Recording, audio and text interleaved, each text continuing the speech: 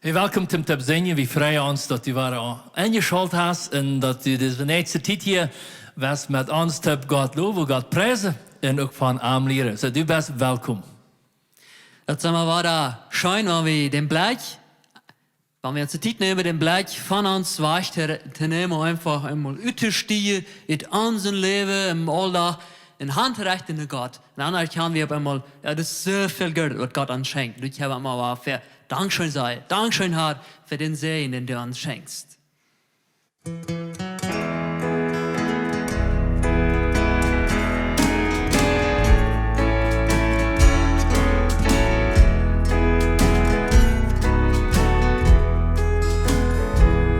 Wills der Welt steht in Wunder, so seit Pilja in Blöd.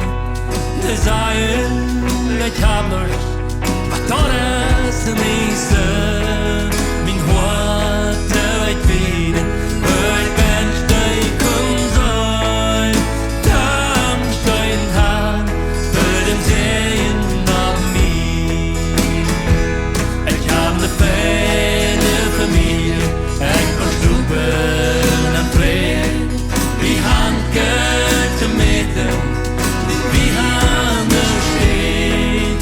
Du jährst die Leiber in die Post auf Nomi.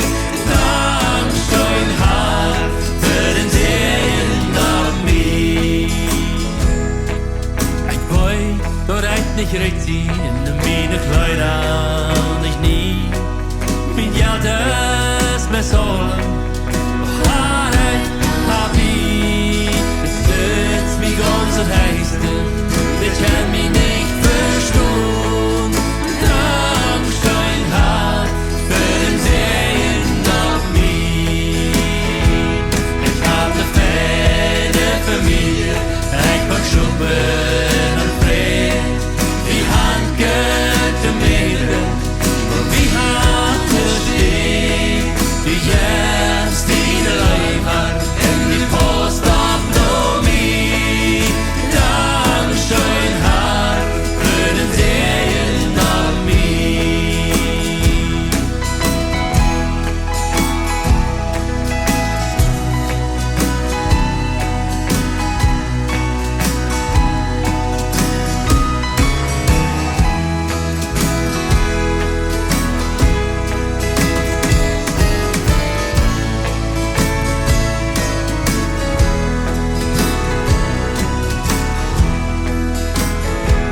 Ich hab ne feine Familie, ich kann schruppen und fred.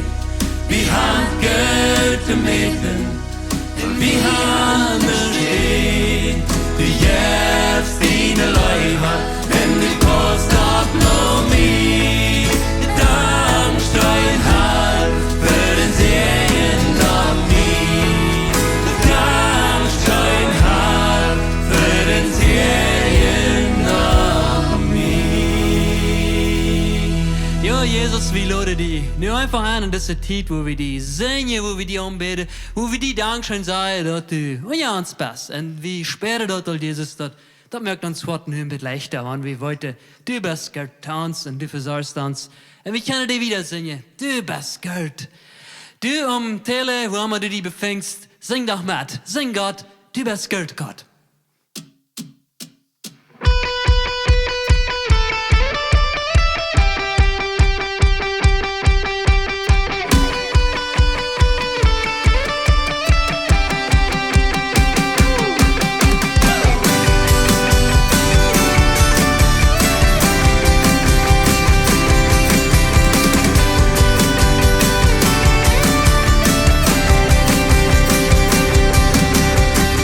Det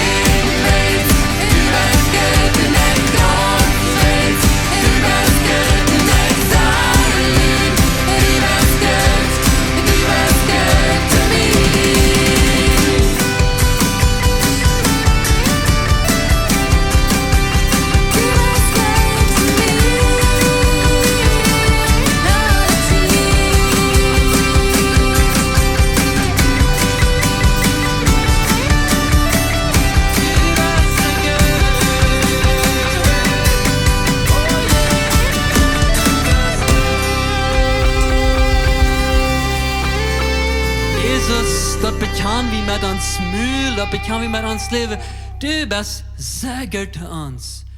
Du sagst in deinem Wort, Jesus, dat den, wenn du frei merkst, das ist wirklich frei.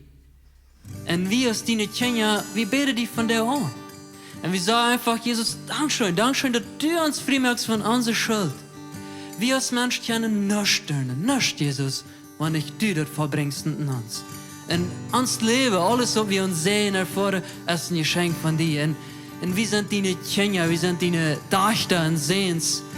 Und wir empfangen das von dir, von dir, das Leben von dir und sagen, Jesus, ja, komm, bitte du uns, Herr Jesus, bitte du uns, und wie sie uns nie, wie kostbar wie in deine Ehe sind, wie unendlich du uns läufst, und wie du uns frei merkst, dass wir ein Leben in deine Fülle leben können.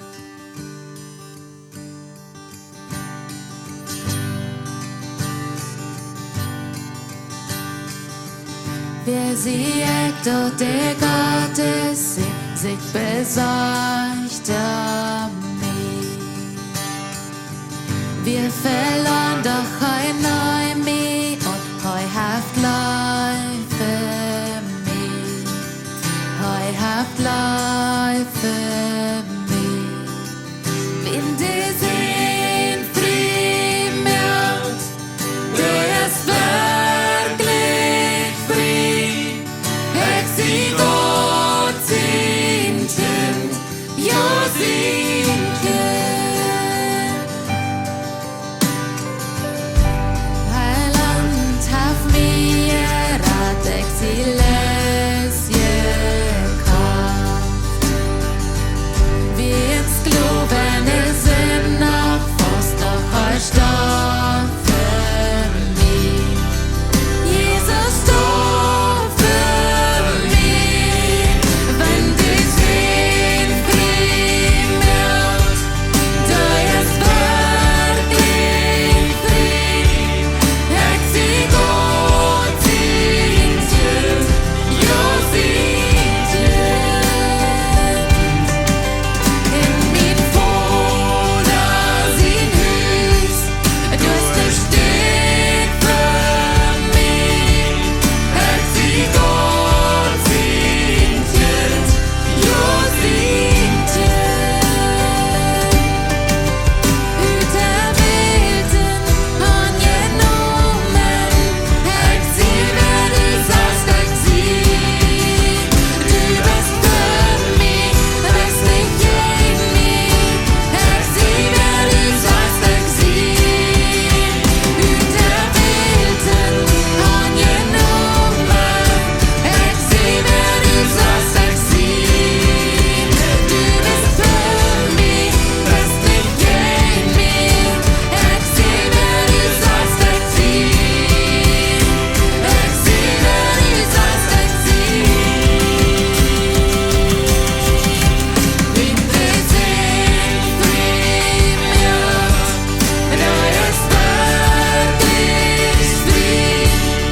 Ich sie Gott sind Kind, ja sind Kind.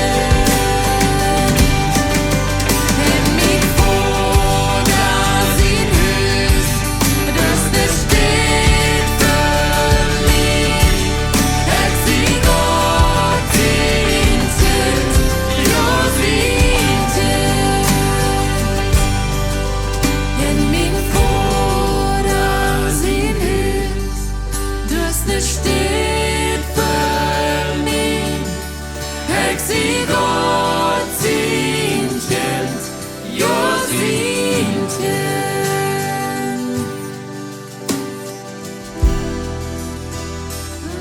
Gott, du snush wat hechret, wat du uns geben kannst. Dass du uns deine Kinder nennst. Dass du uns jeder Tag nie mit offenen Armen empfangen lässt und sagst, komm nach Hause. Wie wunderbar ist das, Gott.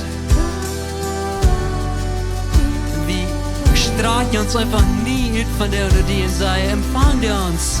Wie brücke dort, dass du uns in die Arme nimmst und dass du uns das nie sagst.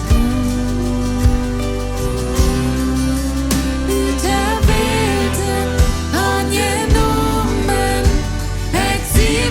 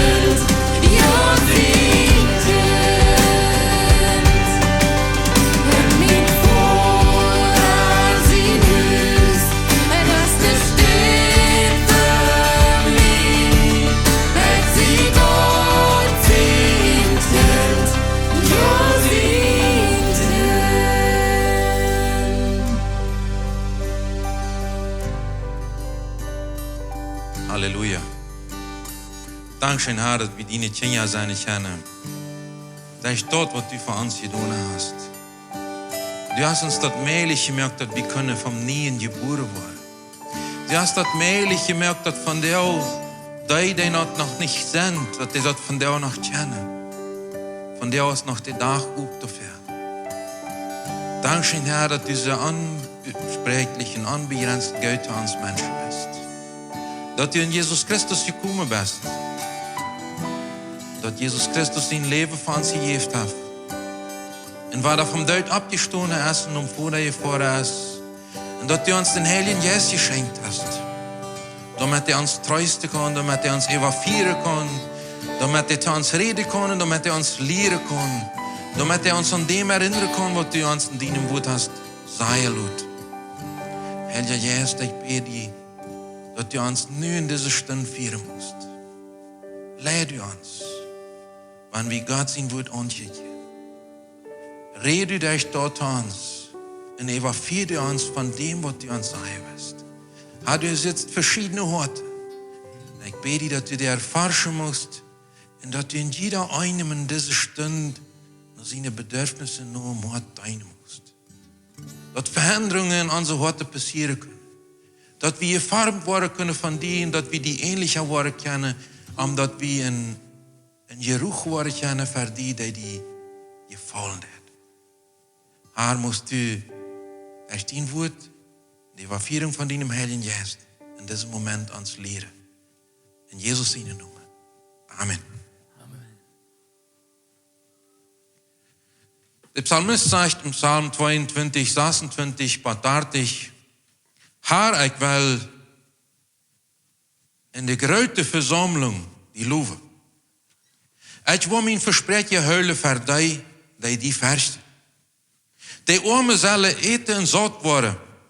Die den Herrn sicher waren am Loven, mochte die lang und leidlich leben. Die ganze Welt wird daran denken und sich um Herrn drehen und uit alle Völker sollen alle Familien die anbeten. Willst du direkt aus dem Herrn sind und er regiert über die Völker. Und all die Geld auf sind auf die Erde waren anbeten. Und verarmt waren alle stoffliche Menschen erich neue Beje und die hier so jämmerlich leben. Und der Herr wird nur kommen haben, die am Deine. Vom Herrn wird die Kind in die Gräuten geredet worden. Sie waren kommen in seine Gerechtigkeit und wird er getan hat, zu einfalls predigen, dort noch nicht geboren ist. Und wieder sagt er im Psalm 4, Vers 8, ich darf durch deine Treuheit gelebt in den Hüsten kommen, in die in ihr Furcht verdienen Tempel anbeten. So wie einmal die Bibel wird, die ich die Anleitung brauchen will in diesem Thema, wo ich über reden möchte, und uns mit anstimmen möchte, Gott anbeten. Wird ja wie aus Gottes Kinder Gott vom Herzen anbeten. Und ich will nicht über verschiedene Formen oder verschiedene Möglichkeiten oder verschiedene Methoden reden, über die wir Gott anbeten können. Es ist zum Beispiel mit diesen Instrumenten, die hier verschieden zu gehen sind. Oder einer, der beim Stonen, anderer, der beim Jochen, anderer als Stall. Die verschiedenen Formen, die interessieren mich von der auch nicht. Du dort alle ein langes Diskussionsthema in verschiedenen Gemeinden. Je weißt, dass ich noch zu viel Teilungen oder Spülungen gebracht habe. Ich will mich von der auch auf das konzentrieren, wo dort erst eine persönliche Anbetung für Gott. Wenn wir mal ans Leutgeld bechecken, Dutzende Leute, die wir haben, die wahrscheinlich, wir verkommen uns davon ausgehen, wir loben, preisen, anbeten Gott. Aber wenn wir ehrlich darüber nur denken, was singen wir für Leute, ich glaube, ein ganz großer Teil, der besingt, was über Gott. Das sind euer Predigtleiter und nicht so Anbetungsleiter. Wir haben auch Anbetungsleiter. Anbetungsleiter sind die Leute, die direkt Gott anreden und die nicht eine Predigt über Gott bringen. Wenn ich Gott anbete, dann rede ich nicht zu Pedro über Gott. Ne? Dann rede ich direkt zu Gott. Kijk so, als wenn ich zu dir was sagen will, dann rede ich nicht zu David über die, ne? Dann rede ich zu dir. Und so ist das auch mit Gott. Wenn wir nur Gott kommen, wenn wir persönlich am Anbeten, dann ist dort eine Anbetung, die uns abbüht und die Gott ihren verherrlichen. Und das wird Gott segnet. Gott segnet nicht, dass wir viel über am reden. Klar, wir gehen in predigen Menschen, die am nicht kennen. Wir gehen in Lehre, die am die kennen gelehrt haben. Aber wir brauchen diese persönliche Gemeinschaft mit Gott, wo wir am reden, wo wir am anreden können. Und darauf möchte ich mich von dir konzentrieren. Gott anbeten. Als Jesus mal vom Teufel versagt wird, in der Wüste noch seine Fastzeit, dann kommt er auf ein paar Städte, wo der Teufel am versichert das, wo er am toleriert das. Aber er kommt hastig bei Tour, wo keine Toleranz mehr ist. Und ich möchte einmal ein paar Verse lesen, die wir in Matthäus Kapitel 4 finden, ab Vers 4 batieren. Da sagt er so. Jesus aber antwortet, da steht geschrieben, der Mensch lebt nicht bloß vom Brot, aber von allem wird, der Gott geredet hat. Dann nahm der böse Feind in der heiligen Stadt und stahl ab den Tempelspitz und sagte ihm, wenn du Gott sehen bist, dann spring rauf, weil da steht geschrieben, dass er wird seine Engel Befehl geben über die, dass die waren die ab der Hänge drauen, dass du die nicht an der Feit, dass du die nicht der Feit an einen Stein steiten wirst. Dann sagt Jesus zu ihm, da steht doch geschrieben, du sollst den Herrn dienen, Gott nicht für sich. Dann nahm der Sohn am war mit sich ab ein Höhenborchen ab und weiß am alle Königreiche und alle Ehrpracht ab die Erde. Und dann sagt er, das war ich die alle geben. Ein Wort. Wenn du die für mich beten wirst und mich anbeten wirst. Und das ist eine Reaktion, was Jesus dann gab, wenn die dem direkt mit dem Finger im Auge gepjuckst hat. Dann sagt Jesus zu ihm, weich von mir. Willst du steht geschrieben, du sollst Gott deinen Herrn anbeten, in Arm einzig deine. So, du hast ein sehr delikater Punkt. Der andere Versicherung, der so in dem Abprüfstahl, wo er dem Abprüfstahl, da kann Jesus Gott mit Verleih kommen. Aber aus dem bei diesem Punkt kommt, der Anbetung verhandeln, dann sagt Jesus, sei dass du fortkommst. Wir brauchen kein Wort mehr verschwenden. Wir brauchen über nichts mehr reden. Die Anbetung, die steht Gott gegenüber, die Anbetung Gott gegenüber steht niemals zum Handel. Die Antwort von Jesus, die wird sehr klar. Erstens einmal, du sollst anbeten. Und zweitens, die Anbetung, die gehört Gott in Arm allein. Kein zweiten. Die Anbetung, die teilt Gott nicht mit den anderen. Vielleicht fragst du dich dann, wenn das ein genauer Punkt ist, was bedeutet dann Anbetung? Anbetung, wenn wir das in dem Griechischen nehmen, das wird gebraucht proskuneo. Und das von zwei Wörtern gestellt, pros, was jemand meint, in kuneo, küssen. So, du hast Anbetung und mir wisst das eine Sache, das hat nichts mit was Oberflächliches zu tun. Das ist was ganz Persönliches. Wir gehen und küssen nicht alle ran. Wenn wir jemand lieben, dann trägt wir dem das mit einem Kuss aus. Wir küssen eine lebende Person, aber nicht irgendwem. Und wenn wir eine lebende Person küssen, das ist, weil wir das Wort zum Ausdruck bringen. Wir wollen das Wort vermitteln, was der für uns bedient. Und das hier bei Gott so. Wenn wir Gott anbeten, dann vermitteln wir dem Wort, was er für uns bedient hat. Also Anbetung ist an erster Stelle eine ganz persönliche Angelegenheit. Das hat nichts mit Formen, mit Stile oder was immer zu tun. Anbetung trägt die ganz persönliche und engste Gemeinschaft aus, die ein Mensch mit Gott haben kann. Und bei der Anbetung handelt sich dort um mein Teil. Bei der Anbetung handelt sich dort nicht um Gott seinen Teil. Wenn ich eine Leibesgemeinschaft habe mit Gott, dann handelt sich dort um mein Teil nur Gott. Das handelt sich um den Ausdruck, meine Leib Gott gehen Eva, und nicht Gott seine Leib mir gehen Eva. Das handelt sich hier um den Leib, der ich von Gott gekregen habe, aber der ich von Gott empfinde und arm uitreichende. Um den Leib, der wie Gott gehen Eva in Wert schleidet kann. Um den Leib, der wie Gott gehen Eva in Worte schleidet kann. Um den Leib, der wie Gott gehen Eva auf verschiedene Orten und Weise uitreichen kann. In einer Zeit, so als von der, wo sich alles am was krieg ich dreht. Was hab ich davon? Was jaft mir dort, wenn ich das tue? Was wo ich vergeudet trage davon? Das ist die Welt von der und da. Dreht sich alle an mich, am ich, und dann war er mich, und dann war er ich. Und irgendwann lot ich noch mal ein anderer. Du hast dort wichtig, dort zu sein, was Gott uns hier lehren will. Was hab ich Gott zu beide? Wir sind meine Gebete eingestellt, Gott gehen Eva. Sind die ständig ab? Kannst du mir noch das geben? Kannst du mir noch Jant geben? Hast du nicht noch ein Bett mehr für mich? Ich weiß, dass Gott hat für uns eine unübertriebbare Qual.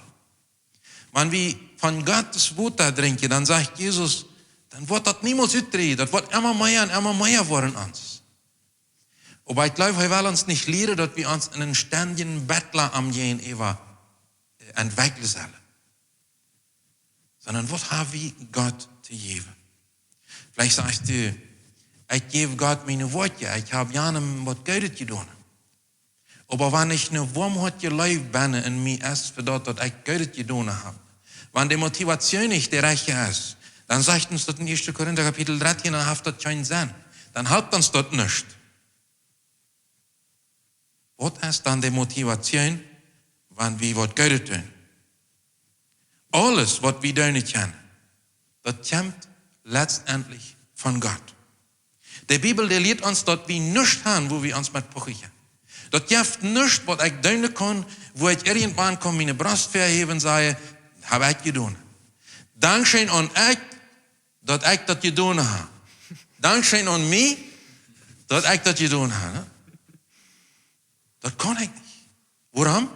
Weil die Bibel sagt, der Ursprung für alles ist in Gott.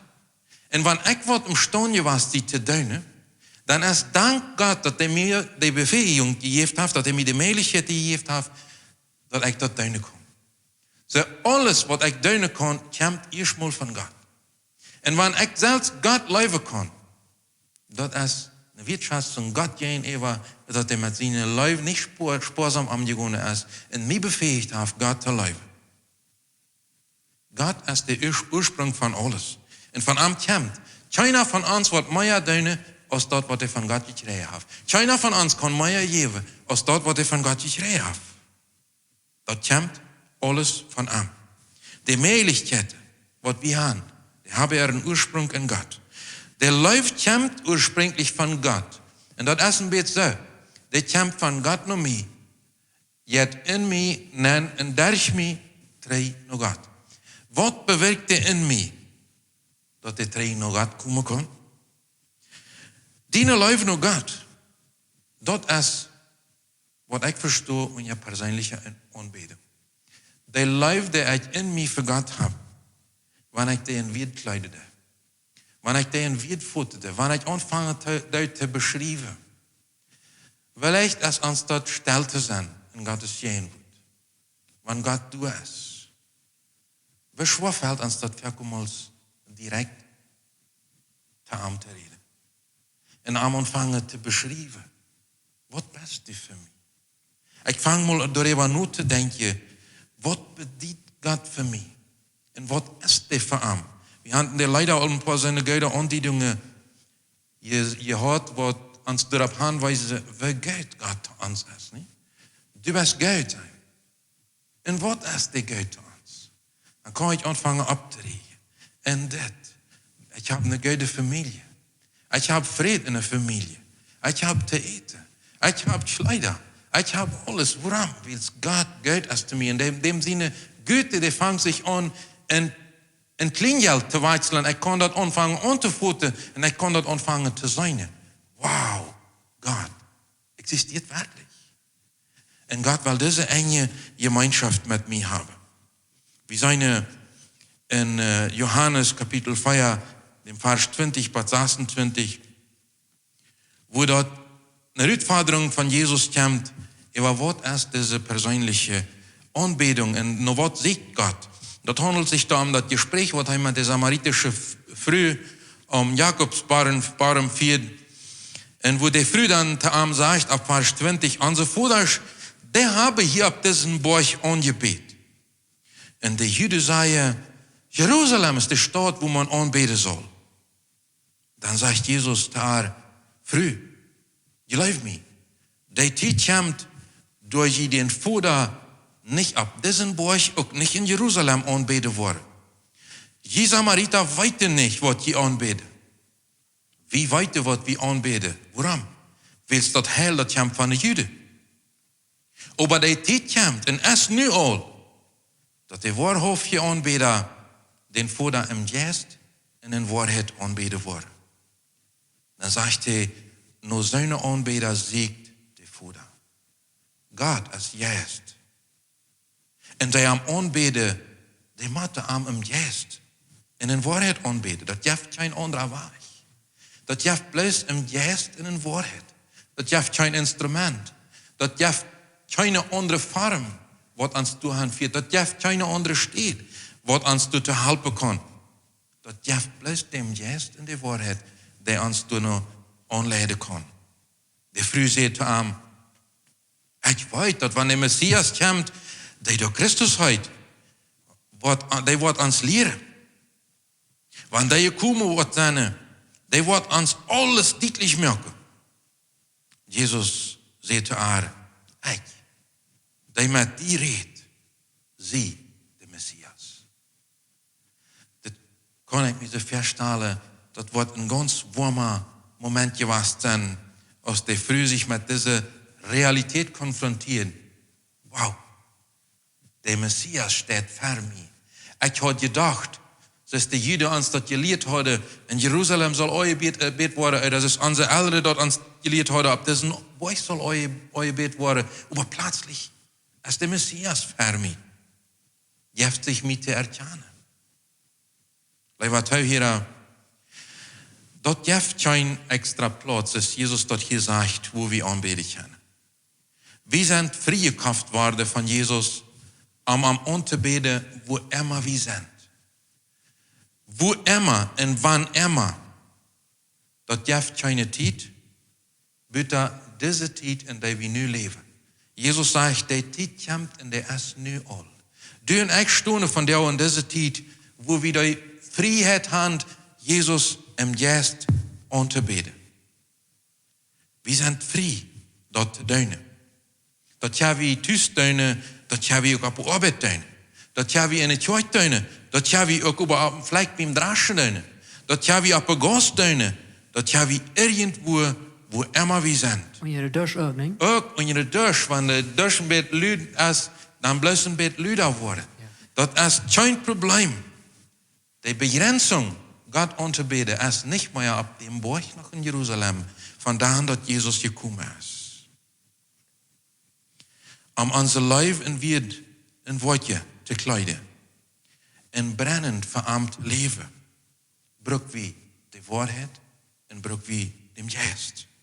Wir brauchen nicht warten, was wir in der Kirche angegangen sind. Wir brauchen nicht warten, was die Quarantäne früher sagt, es wurde in der Kirche der Abschluss. Von der, nu, wo wir sind, ja wie Gott im Geist und in Wahrheit anbeten. Nicht, weil es unsere Worte so gut sind, weil es er uns befehlt, dort zu tun. Er selbst lehrt uns dort, dass wir am so leben können, als er uns auch gelebt hat. Wir brauchen nicht warten, was uns irgendwer anleitet hat. Ich kann selbst, wo ich sehe, wenn ich auch keine Ausbildung habe, wenn ich auch nichts gelehrt habe, aber wenn ich reden kann, das riecht er. Gott versteht mich und der weiß, was ich sagen will. Und Jesus sagt, glaub mir, die Zeit kommt, dass die den Vater nicht auf diesen Berg auch nicht in Jerusalem anbeten worden. Die Frau, ich frage die von dir, was wirst du tun, wenn du aufhörst in ein Gefängnis geschmissen wirst? Du hast keine Bibel mit, du hast kein Instrument mit, du hast keinen, der die anleiten kann, du wirst die evaluieren. Paulus und Silas hatten so eine Erfahrung. Die haben gesagt, die können nicht mitnehmen. Die haben Wort verjagt und eingehackt. In Apostelgeschichte 16, in der Vers 23 bis 26 sagt uns, als sie an Geld verklappt hatte, schmeute sie an in das Gefängnis. Und bevor den Gefängnis war ich da an der sicherte Hölle. In der, weil es dort von an verlangt wird, stoppte am binnenste Gefängnis und schleute an der Feit in ein Klotz an. Aber mitten in der Nacht beten Paulus und Silas und singen leider Gott zu loben. Und der andere festgenommen jeder dort. Und plötzlich, schau mein größtes Erdbeben, dort der Gefängnis bad ab dem Grundfeld schädert. Voets op besteed, gingen alle deuren op. En dan vallen alle Schäden auf. Waarom? Dort wordt im Hort weer, dat schijnbruut. En dan weer Gott zijn Wesen, Gott zijn Existenz wichtig. Dort wordt du binnen weer. Dort schleiden zij en weer en vangen aan Gott te loven en te prijzen. Waar kan dat zijn? Kijkte zij in de plaats aan, wo er feit vastgemaakt werd. Kijkte zij naar dat gevangenis, wat de deuren verriegeld werden. Nou, wat worden die gecheckt aan? Denk er mal een beetje wieder even na. Ik wil nog een beetje later eenmaal op dat komen. Nou, wat checkt wie? Eigentlich leven dat Gott im Gesten in Wahrheit anbeten, dat meint, dat die Mathe in verschiedene Sprachen reden. Ich verstehe diesen Ansatz, den Jesus hier klar deutlich merkt, nicht, dass er selber betont ist. Er redet nicht von verschiedenen Sprachen, er redet von Geist und Wahrheit. Dort ist am wichtig. Wo, ab was von der Sprache, das ist Nebensache. Was am wichtig ist, dass das im Geist und in der Wahrheit ist, weil es die einzige Möglichkeit, weil es Gott Geist ist, kann man am bloß im Geist anbeten. Und gemeint ist uns Geist. Gott ist Geist und wir haben nur die Niegeburt in seinem Bild einen vollkommenen Geist gekriegt. Dort sagt uns die Bibel. Der Geist bekannt uns, dort wie Gott seine Kinder sind, sonst würden wir dort nicht mal weiter. Wir haben doch gesungen, ich sehe Gott sein Kind. Und wir dankbar sein. Wir wollen wie dort. Weil der Geist uns dort bekannt hat. Wenn der Geist uns dort nicht bekannt hat, dann wo wir immer zweifeln an dem. Aber der Geist bekannt uns dort, wie Gott seine Kinder sind. Und dort wie Tötrat haben, nur seinem Trauen. Wir lesen dort im Römerbrief in Kapitel 8, sehr klar. Du sagst ja ab Vers 15 und 16, sie haben nicht einen Sklavengeist gekriegt, dort gegen Verstimmte. Sie haben einen Geist gekriegt, der den Gott annimmt aus seinen Kindern. Der Geist ist nur uns. In uns. Der stimmt Geist, wo wir angenommen aus Gottes Kinder. Und dann sagt er wieder, in welches das Geist in uns ist, tja, wie am Anrüben wird. Weißt du, das wer von dir? Aber Vater. Aus Vater, ja. Weil das Geist in uns gekommen ist, tja, wie Gott anrüben aus Vater. Aus Leiva, Vater. Aus Leiva, Vater. Der Geist selbst sagt, er gibt uns ein Geist-Zeichnis. Dat wie Gott seine Kinder sind. So, das ist kein Uitfang, das ist nicht, was wir uns uitgedacht haben. Wenn wir nur Jesus gekommen sind, das ich meistens einen Vers zitiere, wo wir das geht, dann haben wir dort weiter durch die Evaluierung von Gottes Geist, in dem Geist, was er uns angelegt hat, in der geistliche Gemeinschaft. Du hörst dort die Bibel für ein Nicht-Kind Gottes, für einen Mensch, der Gott nicht angenommen hat, ist das ein Geschichtsbuch. Und die kon dat nicht verstehen. Warum nicht? Weil der Geist nicht in ihm ist. Weil das Wort sagt uns, dass das von Gott inspiriert worden ist. Und Gott ist Geist. So folgedessen, mit die dort interpretieren, mit den Geist Gottes an. Damit die dort verstehen kann. Wenn die nicht in mein Hort ist, dann kann ich das Wort Gottes nicht verstehen.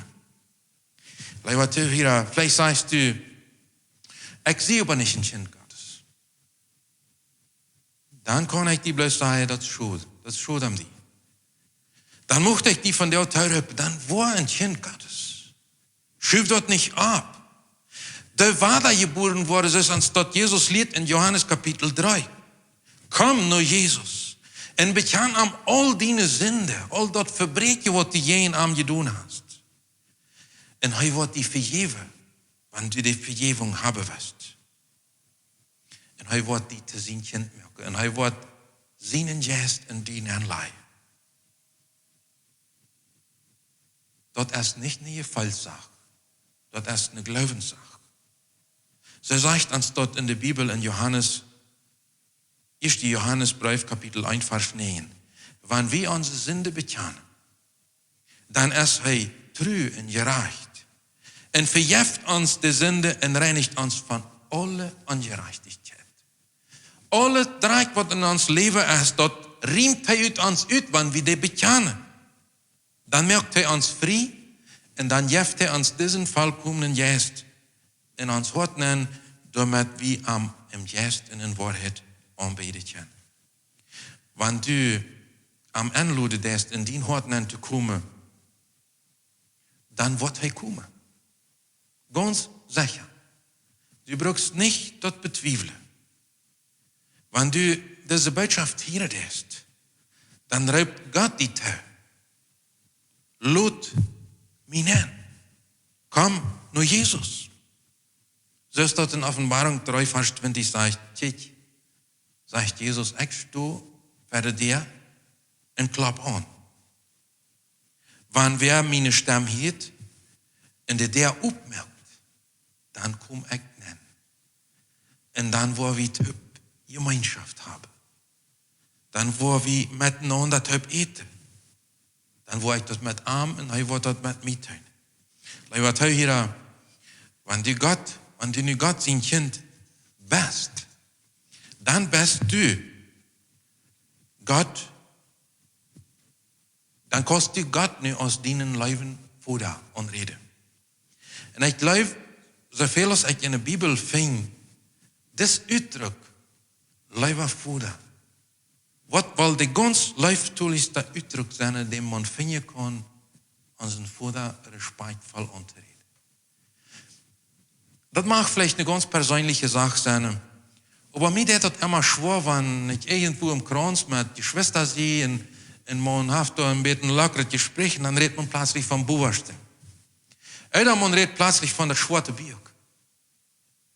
Ich finde das respektlos, Gott gegenüber. Weil Gott steht über alles. Aber ist Gott bloß für mich die bloß die Buberste? Oder ist die Bibel bloß für mich ein schwarzer Birk? Oder ist das Leben jetzt Wort Gottes? Was mich lehren hat, was mich formen hat, was ich leben will, was ich haben will, wo ich sicher bin, wo ich forsche will, was ich gehorsam sein will. Ist Gott für mich bloß der Buberste, dem ich so oberflächlich anreden kann? Oder ist das für mich ein Leiberfuder? Habe ich so viel Respekt Gott gegenüber, dass ich ihm als Leiberfuder anreden kann und ihm so ernst nehmen kann? Wenn wir noch einmal zurückgehen in Johannes Kapitel 4, dem Vers 23, da ist das wichtig zu sein, was Jesus sagt. Aber der Zeit kommt und der ist nu all. Nu all. Und der wird 2000 Jahre 3 all.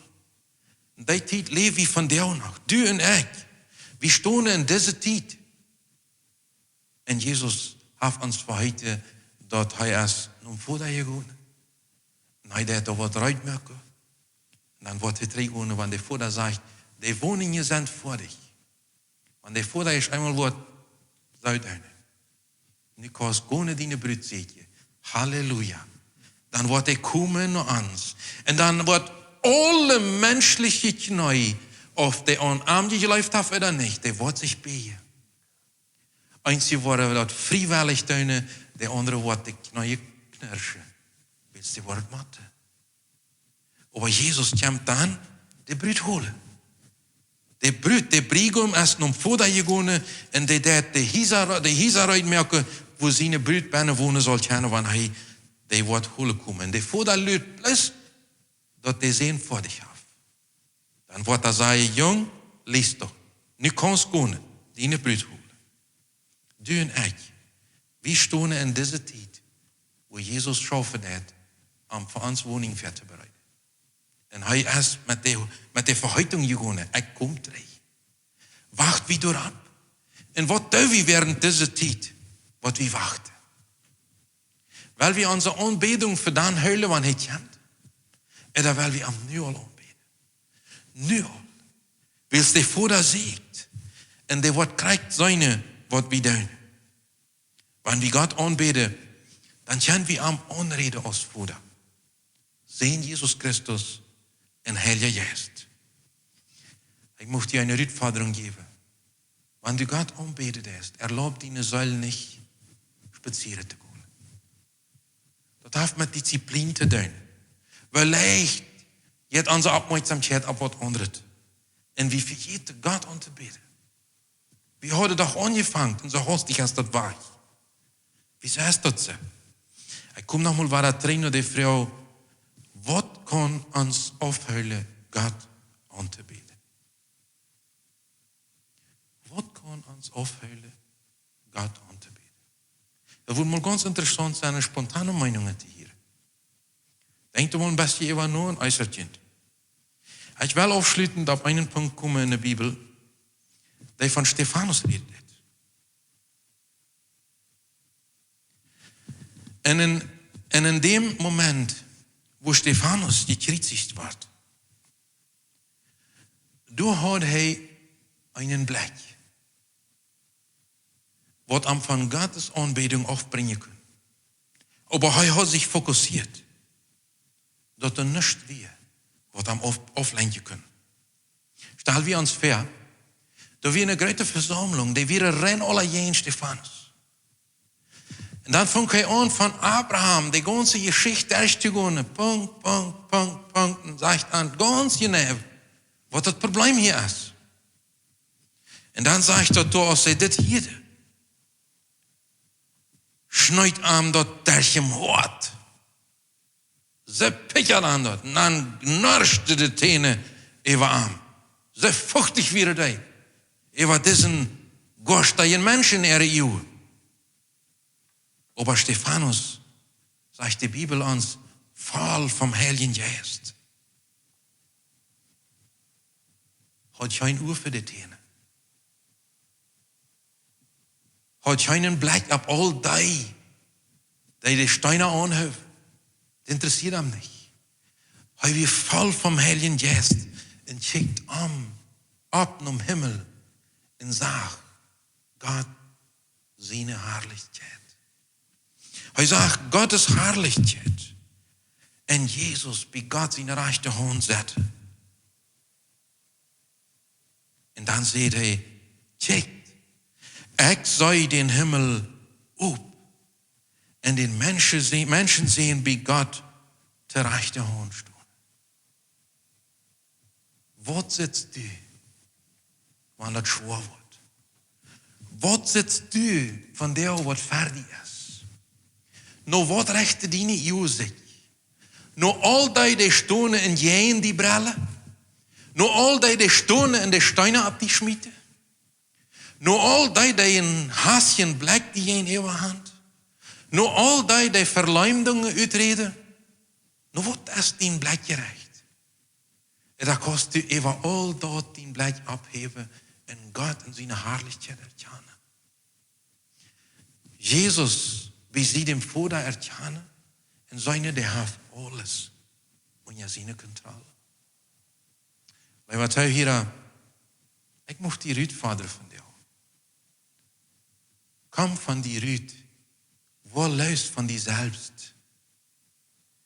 Vieles, was uns aufheulen, Gott anzubeten. dat zie ik selbst. Ik en mij. Mij het het slecht. Mij wordt so viel Schlechtes nur geredet. Ich habe so viel Weidel. Und alles dreht sich an mich. Und ich kann nicht Gottes Herrlichkeit erkennen, weil meine Augen blind sind von all dem, was dran ist. Ich möchte von der Europa, check Eva dort. Check Eva die selbst rührt. Lot die selbst unwichtig worden und lot die Gott wichtig worden. Und sagte Gott, du bist gut zu mir. Gott, du bist herrlich. Gott, wenn ich so viele Menschen in Verlorenheit lebe und du sagst in deinem Wort, du kämpfst deswegen noch nicht, weil du weißt, dass noch viele geraten wurden. Gott, dann kann ich sagen, du bist wunderbar. Du bist unvergleichbar. Keiner kann die Glück kommen.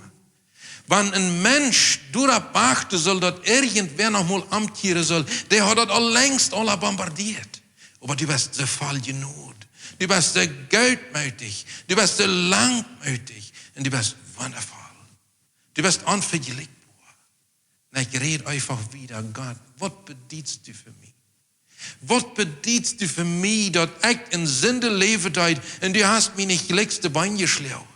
Du hast Geduld mit mir gehabt und du hast mich geraubt, die Note fallen und dein Kind zu werden. Gott, ich mag erkennen, du bist wunderbar. Du bist unvergleichbar und du bist heilig. Und in deiner Heiligkeit bist du so grausam, geduldig und schlägst mich nicht weich. Der ich immer war, da fehlt diejenige.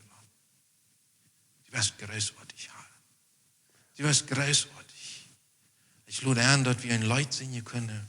Und ich lade an, dass jeder einer von hier, wenn hier wer ist, der Gott anbeten möchten, seine eine Welt. Und am dort sei, was der Verein bedient, dass wir das tun können. Und du, der du am Bildschirm bist, nimm die Zeit und rede zu Gott. Was bedienst du für mich? Wenn du mein Radar bist, wenn du mein Haar bist, du hast keiner, so ist du.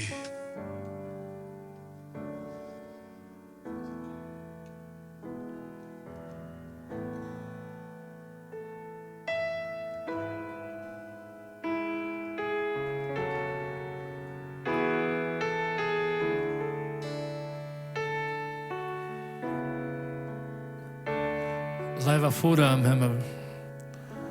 Wenn ich daran denke, wie viel Geduld du mit mir immer gehabt hast. Mir immer verzeiht hast, dann kann ich nicht anders sagen, als einfach vielmal Dankeschön haben. Und ich will immer an mein Leben, wenn du mich sehnst in gute Tide gibst. So verke, wie ich dann bitte von dir. Herr, ich möchte nicht von dir viel. Das hält mir jetzt von immer inzwischen auf, die anzubeten. Wenn ich dann sehe, oder das schwor, dann erinnert mich an die. So wie das Volk Israel auch immer. Wir sind so menschlich in das. Aber ich möchte immer mich an die halten. Immer wieder sagen, dass du läufst, bist. Immer wieder die einfach anbeten. Die Dankeschön sagen für alles, was du tust. Immer waar aan die heen wordt komen. En daarom als ik mag onder Christus zie, alleen zie, op stap zie, wo immer. Die wil ik immer ihr brengen. Amen. Du bist gut. Amen, Jesus. Gott, manchmal dann auf der Tag nicht in ihr Stunden, dort ich mich Zeit nehmen und die zu loben. Und dann erst dort so Druck und dort schien sie, dass man kommt einfach nicht zurück, für die auch nicht. Und du bist schon ein Punkt auf meiner Liste, wo ich unbedingt noch tun will, Herr. Du sollst dort alles sein. Amen. Du sollst in allem sein, was an meiner Liste ist, wenn's ohne dir ist nicht möglich. Und Herr, du gibst uns Gesundheit und du gibst uns ein Tschüss. Und Herr, ich sage dir noch sehr, sehr Dankeschön, dass du nicht bloß hier habt ihr uns ein Tschüss gibst, sondern du gibst uns ein ewiges Tschüss. Und du wirst sehr sauer Geschmack sein und du wirst einfach ein Nuss fehlen. Und wir freuen uns darauf. Und wir wollen nicht sagen, warten am Bet Gott, bei dich hemmst. Wir wollen noch viel Geld hier bei jedem Leben. Herr, wir sagen, komm doch nu. Amen. Wir freuen uns auf dich. Amen. Vater, wenn du mir so läufst, ist echt mein kleiner Jungleib, dann kann ich, dann bleibt mir nicht ordentlich ewig aus bis Dankeschön sei. Und dann weiter ich, wenn ich handvoll jeder Tag immer dieselbe Fehler war, merke in mir, immer war da, ich switchil in Schnee, oder wo immer dann dort nannt, dann weiter ich, dass du mir läufst mir. So morgens nach Kreuz zu sein, nächsten Tag war da, und immer war da, wenn ich immer war da die Fehler merke. Und mir bleibt nicht ordentlich ewig aus bis Dankeschön zu sein. Herrlicher Gott, Dankeschön.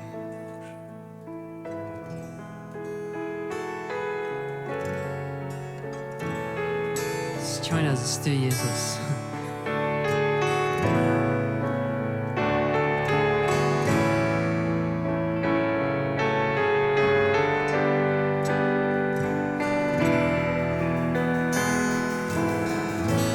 Min Jesus, min Retter, Herr, du hast joinas es dir, mein Leben lang, geh weg die Dank für deine große Life, oh Herr.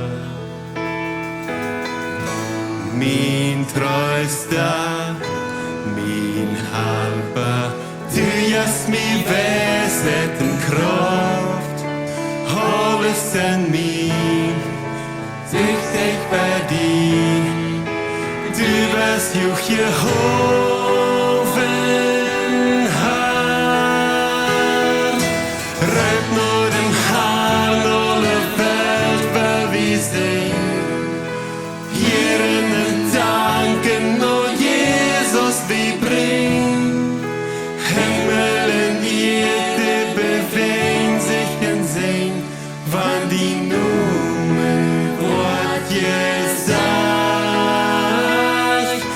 Wir preisen die, du hast gerettet getan. Wir kommen fertig und beten die an.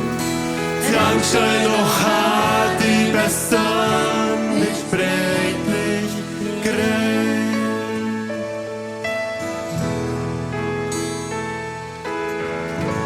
Mein Jesus, mein Retter, Herr, du bist schön, als es dir, mein Leben lang. Geh weg die Dank für deine große Liebe.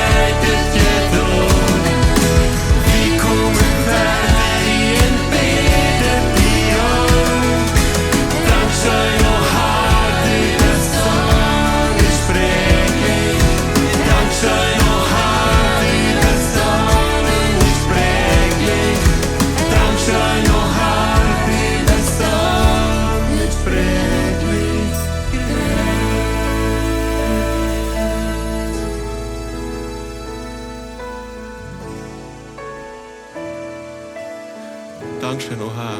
Du bist unutsprechlich gut. Amen.